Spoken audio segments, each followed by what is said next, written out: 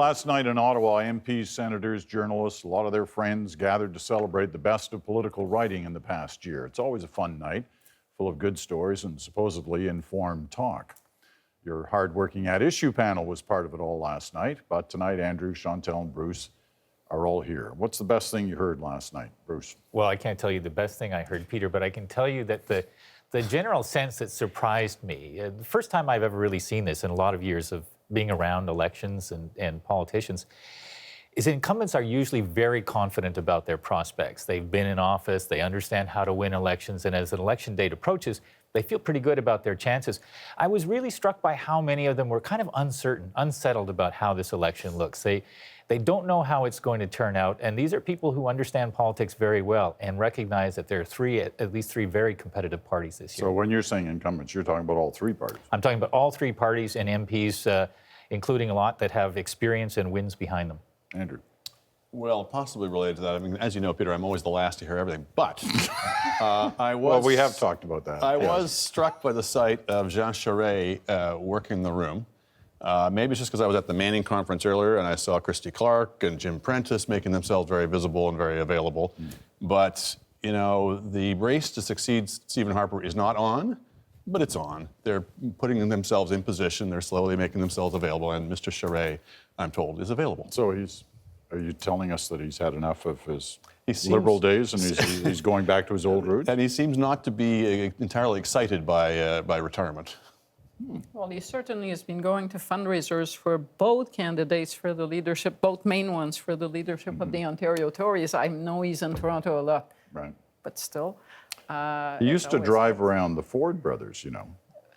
I mean, you do what you do. But I agree. Many years ago. So, I mean, he's touched all the bases. There's no doubt But about I it. agree with Andrew that when you were there, it's not that people were campaigning, and I'm not convinced that Jean Charest is going to run for that job.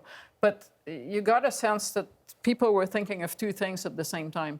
The election and what shape their party will be. And we're talking here about Conservatives, but also where they want to be on the day after the election if it turns out poorly. But more immediately, I found that a lot of the Conservatives I talked to were perplexed, almost as perplexed as we are, by the turn of the debate over terrorism, which was supposed to be their strong card, onto the accommodation or not of religious minorities. And the only reason that has happened is because the Prime Minister has made it so. And you can tell that they are not too sure what the end game is here. I found very few people yesterday. I know Jason Kenney spoke about that in the House of Commons to reaffirm what Stephen Harper had said. But yesterday, I didn't find very many Conservatives who had an appetite for saying, yay, let's go with this anti-woman, we're defending women stuff. So, and that's curious because it speaks to a lack of understanding on the part of key Conservatives as to what the game plan is. All right. Well, you know, the quote from Stephen Harper, there were a number of them during the week, but I think it was this one that really triggered this kind of discussion. So let's just remind viewers of it. This was the other day in the House of Commons. Why would Canadians, contrary to our own values, embrace a practice at that time that is not transparent, that is not open, and frankly is rooted in a culture that is anti-women? All right, so there he's talking about the Niqab and the Muslim faith. What are we supposed to take from all this, Andrew? What do you think? The context matters. It matters not just what you say, but who says it and when and where. There's a legitimate debate to be had about whether people should have to show their face during the citizenship ceremony. That's not a terrible or prejudicial thing to argue about, and people do have criticisms of the Niqab and of various other religious and cultural practices, not just of Islam, but of other religions. And that's all well and good.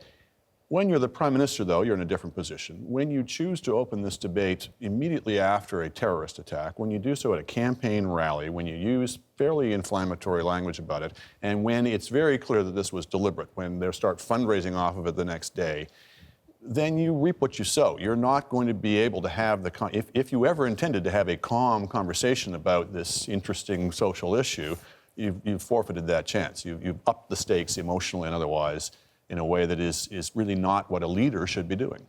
I was looking at the papers today, and whatever the government does now is kind of sidelined by this larger discussion about the Niqab. And I was thinking back to last year when Quebec was having the charter debate. They may not be the same thing, but the result was the same. And we looked at polls and it said this was popular. But when the time came to vote, if you go back, you know that Pauline Marois would have been much better off if she'd focused on governing, on the economy, on things like that, than on the charter. It didn't pay off. And I looked at the papers today and I thought, they are having the charter debate. They have plunged themselves into this. And why would you want to go there when the weakness of the Liberals has been the economy and you've just shifted it to the charter, which, whatever you can say about Justin Trudeau, is stamped on him? Bruce? Well, I think the Prime Minister actually has been a bit reckless and making mistakes on this file, I guess is probably the way I would look at it. I know there are those who think that this is a clever strategy, but at best I can come to the conclusion that it was a bad idea, terribly misplayed. The reason I say that is that I think that the Conservatives found that they were getting some traction for their hard-on-terror ideas in the province of Quebec, and they identified that those voters who seemed sympathetic to those ideas were also those who really liked the Quebec Charter. But they went so far in the language that the Prime Minister used in two particular areas. I think the language that he used to describe how people manifest their Canadianness when they're taking the citizenship ceremony. I agree with Andrew that people can have a debate about whether covering your face is appropriate or not, or whether there's some sort of security issue, but to have the Prime Minister decide what is a manifestation of Canadianness is a line that I don't know that we've seen crossed before.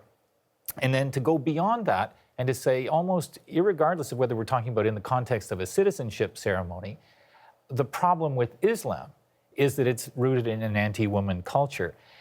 That's a larger bridge to have crossed. I think. I don't think he said it in quite those words, but, No, but people could certainly draw that conclusion. You know, I'm puzzled at Well, and he's had what an the opportunity to motivation- walk those words back and to clarify those. That's and that what I want to hasn't bring up. happened He yet. has had lots of opportunity in the last couple of weeks, and again this week a couple of times, and he hasn't. And as much as I hate this term doubling down, I'll use it one last time, I promise.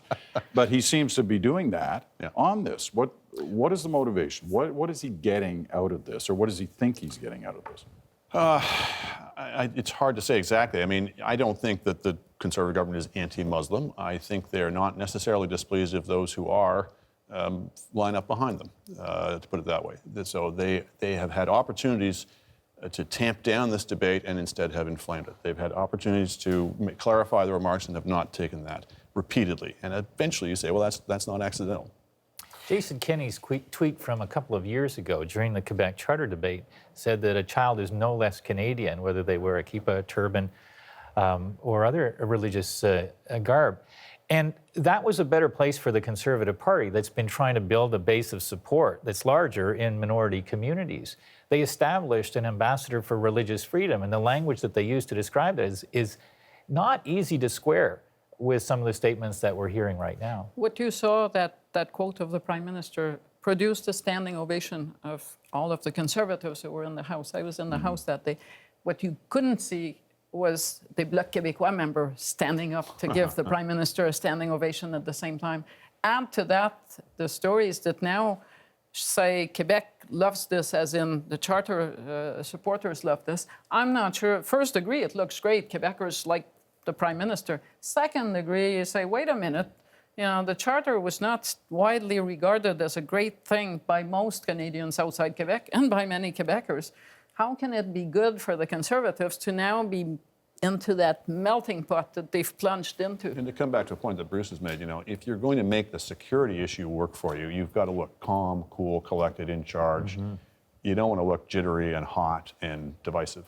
You know, it's prompted quite an interesting little series of tweets on Twitter, a lot of them actually, with women of all different cultures and races tweeting pictures of themselves with various forms of garb on. Let me show you what's been going on here, like this. And you can read the tweet there, but these people, and there's a series of them now, I'll just show you a few of these, are basically saying, you know, Prime Minister, is it okay if I dress like this, or is this going to be a problem, or am I going to be seen as some kind of threat to the nation? You know, we'll show you a few of these here as they go along. But you know, and this is just a few. There's lots and lots and lots of them. And when this kind of stuff starts to take off, it can really have an impact. Right. You know, the government was preparing to be quite competitive in this election campaign, and I'm sure they will continue to be quite competitive, but on a platform of lower taxes, good job numbers, a balanced budget, more trade deals. It's a relatively strong platform that they have, and they've been able to add to it, you can trust us to take the fight to the terrorists.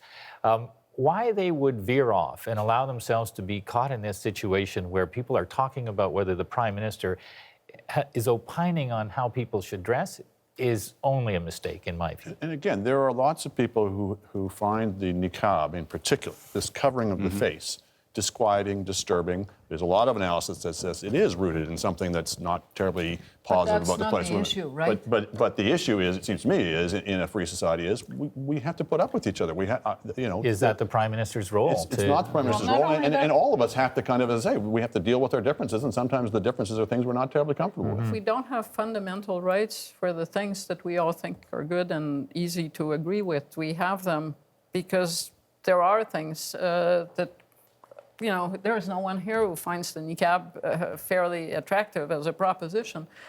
But if you're going to have freedom of religion, you may want to limit it, but you would not want a government on the eve of an election to be the one that decides where the line is, because that's not where you should be doing it. And you shouldn't be saying the poll shows, so the majority believes that the minority should behave.